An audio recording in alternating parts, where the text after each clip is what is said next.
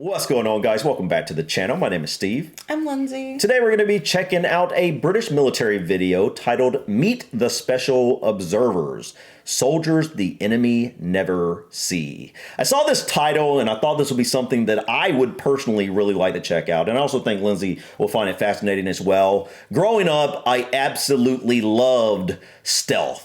Yeah. It was just one of my favorite things. You know, I don't play video games anymore, but there was a time that I did play video games. I went through that phase. Yeah, I remember those days. Yeah, and I loved specifically the Splinter Cell series, which was basically a stealth game. And so I thought this would be interesting. Soldiers the enemy never sees. Yeah. I want to see how they are hiding themselves and how they're camouflaging themselves. I think this will be very interesting. So also a little scary to think about. For them or the people? For the people who... yeah, they're just, I guess, I don't really know who the special observers are, but I think what we're seeing here, I think the name says what they are. They probably aren't jumping out and attacking. Yeah, they're not making themselves known. Well, I don't. The scary part, in my opinion. Right, I don't think they're actually going to be the ones that would like, oh, they're hiding out, waiting. They're gathering intel. Right, I don't think they're hiding out to ambush someone. I think they're hiding out to get intel, like you were saying, and then they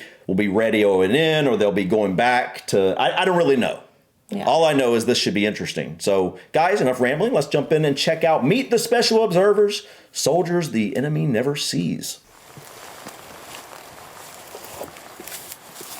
The role of Special Observer is unique. I think through my mind is, you know, what if we do get caught? What is That's my true. plan to get out of that situation? And I think it's almost like when you play hide and seek.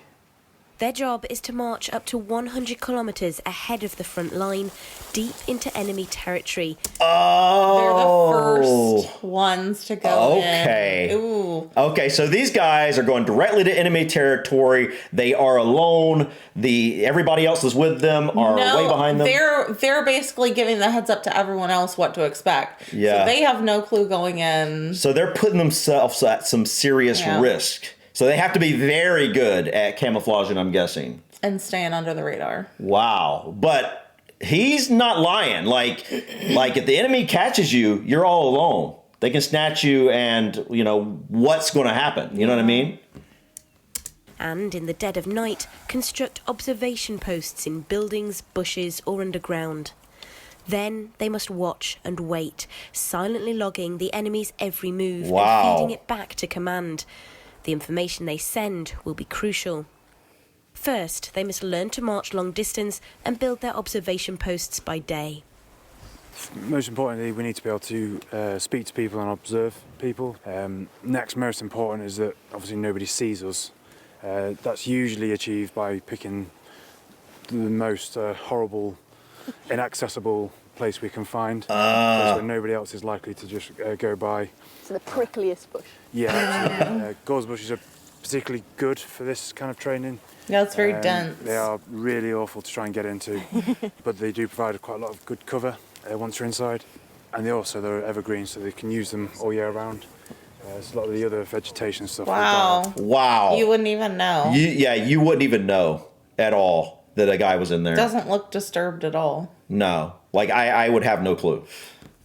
That's the point, I guess. The soldiers must cover their tracks at every stage, so ponchos protect the ground around whilst the post is constructed.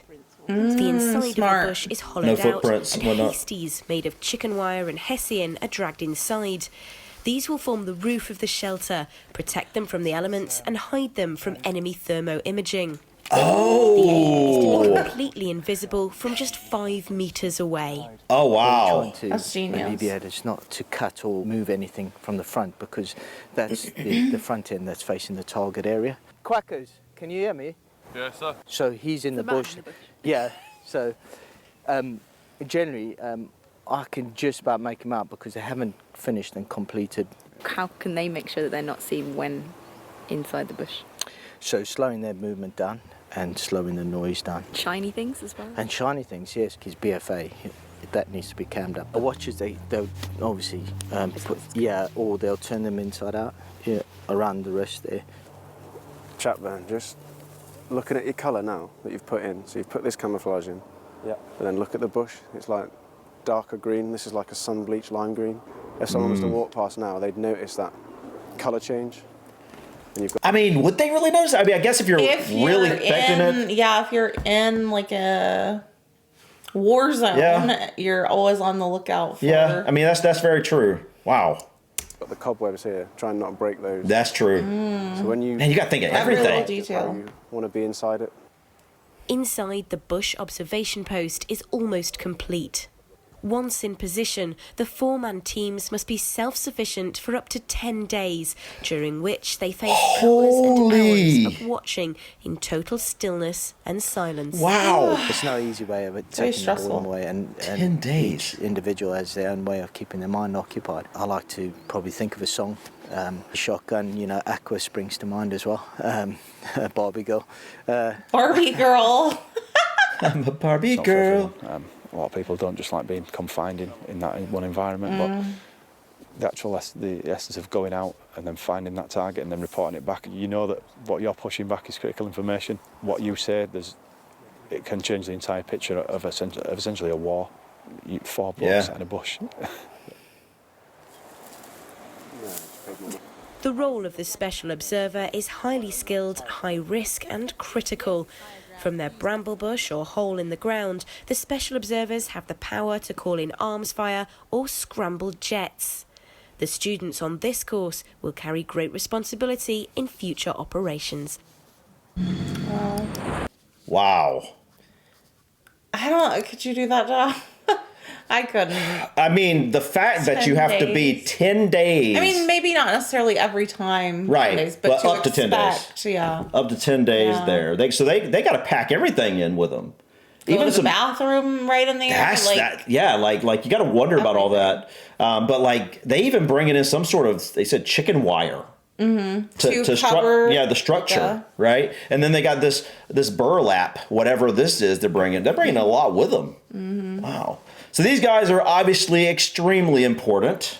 You couldn't do a lot of the missions that you were on without getting the intel first and seeing what's up ahead. Yeah. I mean, like these guys are obviously probably I'm guessing some of the least known, but some of the most important soldiers. Yeah. Are they? I wonder if they're British Army. I'm thinking they're the Army. I'm not 100% sure. Let us know in the comments which branch they're in. But this seems like this would probably be the Army since it's more ground-based. Right. I don't think it would be the Navy. No. The Royal Marines, probably not either because they're part of the Navy, the Royal Navy. Oh. Yeah, that's what I learned Yeah. anyway. Yeah. So, but this is pretty incredible, guys. Let us know in the comments if you've ever been a special observer, or if you know a special observer. Right. I can imagine that. This would be. I can imagine just what it's like being in this place you set up for yourself. And you all of a sudden the enemy's getting close to you, and you're like thinking, "Did I?" Holding your breath. Right. Praying, you were like trying not to move, and you were hoping that you didn't disturb any cobwebs that you missed. You're hoping that you set up the coloring of your branches within that bush. It's not always going to be like a bramble bush, but yeah. I wonder what. Like in desert situations. Right. These guys have to be in the desert probably too. They have to be in all sorts of different locations. I would love to see what I'd love to see them hiding in other terrain. Yeah. Like what does that exactly look like? And because the bramble bush is obviously, like, I see it as obviously not something fun to get into, but when you're talking about creating cover for yourself, it definitely helps. It seems like it would be one of the better natural things to create cover for yourself, because he's able to make this hollow in it pretty large for his body and whatnot, compared to a lot of other more densely packed type of plants and whatnot. Or where there are no plants. Yeah. So like, what are you doing then? I mean, I don't know. Do they ever dig underground and somehow do that as well, like inside of a hill? I could see that. And then like I don't know how that would work, but yeah, guys, let us know in the comments what we should check out next in terms of this type of thing. I enjoy learning about this type of stuff. I think Lindsay finds it fascinating as well. But I think that's it for us today. Thank you so much for stopping by. Please click that like button. Feel free to drop your comments or suggestions about this video or others. And don't forget to subscribe, guys, to continue to follow us on our journey. We are almost at 100,000 subscribers, so we'd appreciate you slamming that subscribe button. Thank you. Yep, but thank you so much. Until next time. Peace. Bye.